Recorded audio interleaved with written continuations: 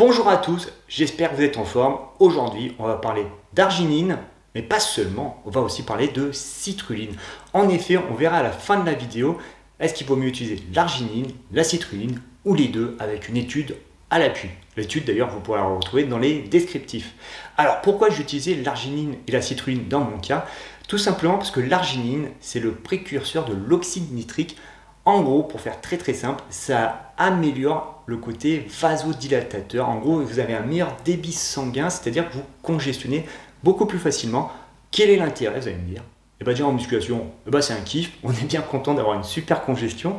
Ensuite, ça permet d'améliorer l'hypertrophie, ça permet aussi d'améliorer la récupération et la performance. Et aussi, il faut en parler, l'arginine, donc comme on a dit, ça améliore donc on va dire la circulation du sang, ça permet d'avoir une meilleure congestion, donc ça marche aussi bien pour les muscles, mais ça peut aussi marcher pour en dessous, en dessous de la ceinture, le premier cerveau de l'homme, vous avez compris de quoi je parle. Donc pour ceux qui ont le soldat qui a un peu du mal de se mettre au garde à vous, vous pouvez aussi essayer l'arginine justement pour améliorer la qualité de votre érection. Et ouais, il faut le savoir. D'ailleurs, petit teasing, la prochaine vidéo, ça sera un petit peu pareil en termes de compléments alimentaires. On parle d'un complément alimentaire qui joue sur la performance, la prise du muscle et la testostérone, donc la libido, ça sera le maca. Donc dans cette vidéo, on va parler de quoi? Déjà, comment éviter d'être carencé en arginine, et surtout, comme je vous ai déjà dit, on verra s'il faut prendre de l'arginine ou de la citrulline. Alors, l'arginine, déjà, il faut savoir que votre corps, il en produit. Bon, première bonne nouvelle.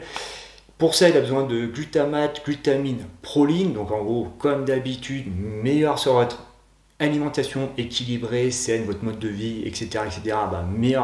Mieux votre corps va fonctionner, mieux il fonctionne, mieux il produira de l'arginine.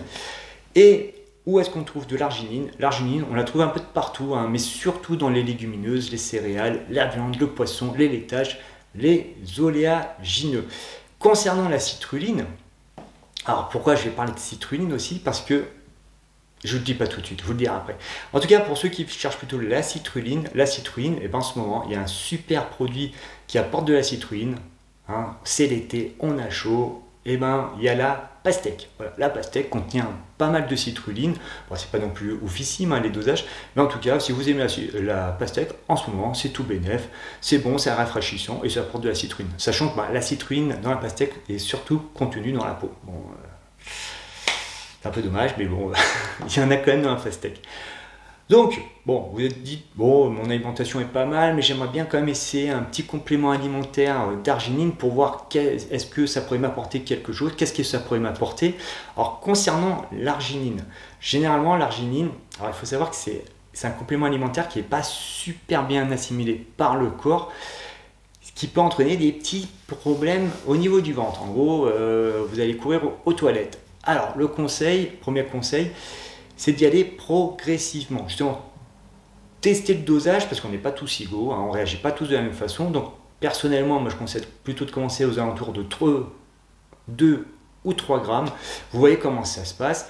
Généralement, il faut savoir que l'arginine met environ 2 heures pour arriver son taux le plus haut dans le corps. Donc, au niveau de l'entraînement ou pour le lit, j'ai envie de vous dire, essayez d'y prendre environ 1 heure avant l'activité en question pour profiter du meilleur taux d'arginine dans le corps, donc au niveau de l'oxyde nitrique, donc environ 1 heure avant l'effort, 2 à 3 grammes, et après vous pouvez essayer d'augmenter progressivement, c'est-à-dire certains coachs certaines personnes référentes dans le domaine conseillent même de monter jusqu'à 9 grammes voire 13 grammes, mais vraiment y aller, mais vraiment, je vous conseille d'y aller progressivement. Vous commencez à 2-3 grammes, ça se passe bien, vous en montez progressivement. Au niveau des formules, il y a la L-arginine, c'est la formule la plus classique. Cependant, la AKG serait quand même plus performante. Personnellement, moi, je prenais l'AKG. Voilà, après, c'est à vous de tester, voir quelle formule fonctionne le mieux. Moi, c'est vrai que j'étais assez fan de la AKG.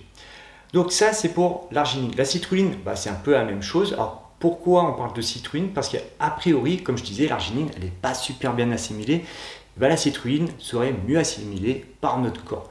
Donc là, justement, au niveau de dosage, on pourrait commencer à 2-3 grammes et monter jusqu'à 6 grammes, ça serait suffisant, sans effet au niveau du ventre. Donc ça peut être hyper intéressant, donc plus efficace, sans effet délétère, et on peut en prendre moins pour autant d'efficacité. Et pareil, vous y prenez environ 1 heure avant l'effort. Petite parenthèse, au niveau des boosters d'entraînement, parce que peut-être certains d'entre vous ont essayé les boosters d'entraînement avec de l'arginine, du citrate de malate, quoi, citrate ou citrate de malate, c'est une formule, et justement qui recherche l'effet vasodilatateur, qui recherche l'effet pump.